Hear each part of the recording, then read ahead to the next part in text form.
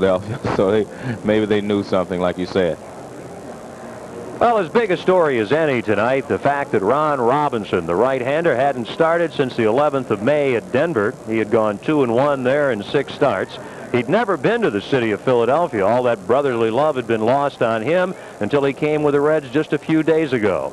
So he had a lot to prove. The Reds were shoving, if you will, Robinson into the stopper's role, and boy, did he stop them tonight. 2 runs, 5 hits, no walks, 6 strikeouts in 6 innings. He's got to be happy and just hoping that the Reds can get the final outs to preserve his 4th victory of the year.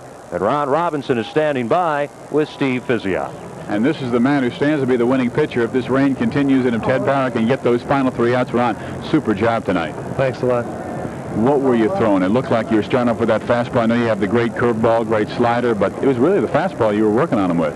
Yeah, we were placing the fastball fairly good, and I had good velocity on my fastball tonight, which was kind of surprising because I've been throwing a lot of breaking balls, but then I got kind of tired and went to more breaking balls, and Pete picked it up, so we went to the bullpen.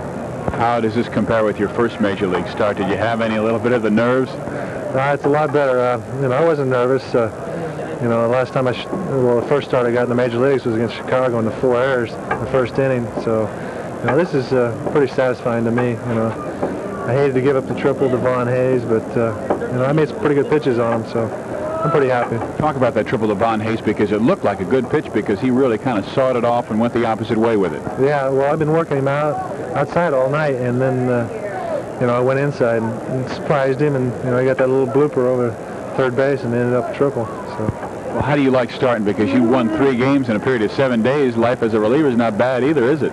No, I was pretty fortunate to pick up those two victories back-to-back. So, but starting, that's what I like, and my heart's more into starting than coming out of the bullpen. It looked like you really got relaxed early in the ballgame. I know you came out early today. Bruce Kim said you were out here when he was out here at 2 o'clock in the afternoon, so you were plenty ready. Yeah, I was. I was looking forward to starting tonight, and I was excited, and I was ready to go get them.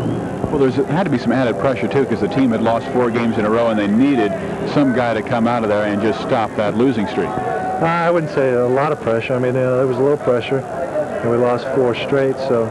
I was going to go out there and try my best to stop it, and I did a pretty good job, I thought. I know you were not here when John Franco had 2 runners on. You were back in the clubhouse watching the game on TV. What were you thinking about? I just get Smitty out, and they got him out, and then Wilson hasn't been swinging the bat that well this series, so I was glad to see him get him out with no runs. Was the fastball the main thing that was really working for you tonight? Yeah, fastball and not walking anybody.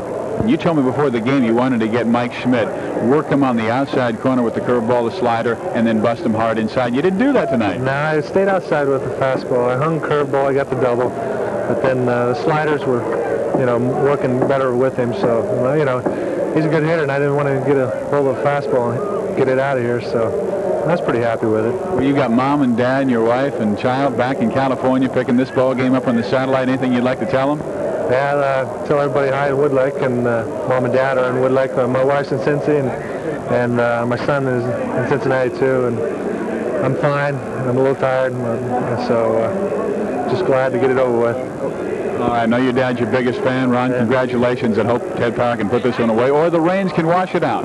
Yeah, thanks a lot. All right, Ron Robinson, who will stand to be the winning pitcher should the score hold it's true, 4-2 right now. Let's go back up with Joe Morgan and Ken Wilson. Okay, Steve Physiak, so wife Becky Robinson back with 2-year-old Ron Jr. in Cincinnati, and Becky expecting child number 2 at the end of January. Congratulations to Becky and Ron Robinson.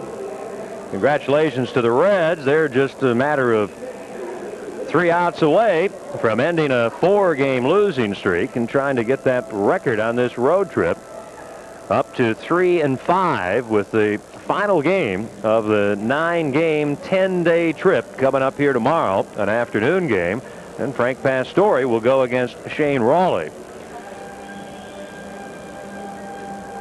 4-2 is the score here. The Reds are batting in the top of the 9th with the rain hitting Veterans Stadium here in South Philadelphia. We have a delay. We're going to take an extra inning break for our stations along the Reds TV network, so you can be advised of that. That's coming up. We'll be back in just a moment.